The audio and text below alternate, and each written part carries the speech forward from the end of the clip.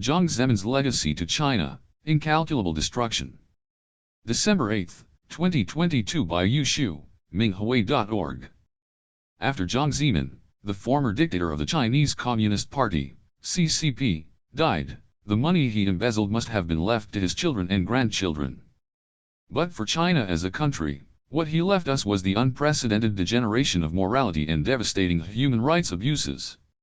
After gaining a strong foothold in the CCP's central power circle by ordering the suppression of protesting students in 1989, Jiang continued his trajectory to become top leader of the CCP in 1993.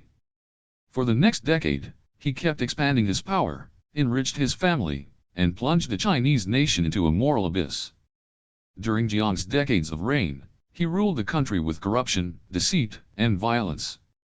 His own promiscuity also set a bad example for countless government officials and others. With traditional culture and values deemed outdated, the Chinese people were no longer polite or civilized. From the elderly to the younger generation, including well-educated young women, swear words become a common part of their everyday language, with no one feeling that it's inappropriate. Jiang upheld the one-child policy in 2001. Even after the fertility rate dropped from 2.3 children per woman in 1990 to 1.22 in 2000. Appalling slogans such as "rather shed blood into rivers than allow a single extra baby to be born" appeared in public places, turning the country into a killing machine and leading to a declining population and a major gender imbalance, a much larger proportion of men than women.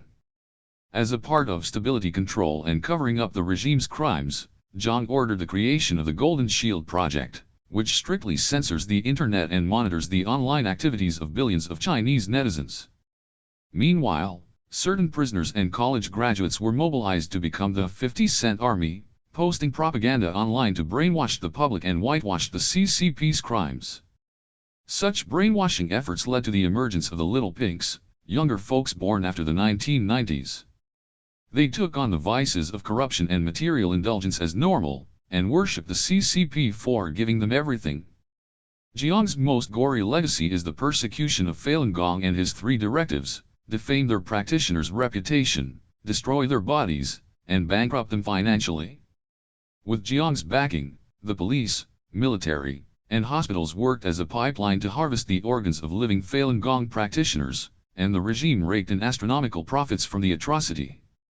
Even after Jiang stepped down, the forced organ harvesting continues and has further grown to target the Uyghurs and even the general public, especially high school and college students. Similarly, the zero-COVID policy is also the expansion to the general public of the eradication policy against Falun Gong practitioners.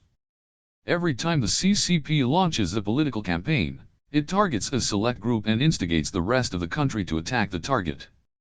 At the end of the day, no Chinese will be spared being targeted. From the victims of floods and droughts caused by the CCP's disastrous policies, to the babies who died from drinking melamine-laced milk, all of these tragedies rest on Jiang's legacy of ruthlessness, ferocity, and unscrupulousness. With Jiang's death, it's time for we Chinese people to speak up for ourselves and reclaim the true legacy of our 5,000 years of Chinese divinely inspired civilization, and wake up from the nightmare of communism.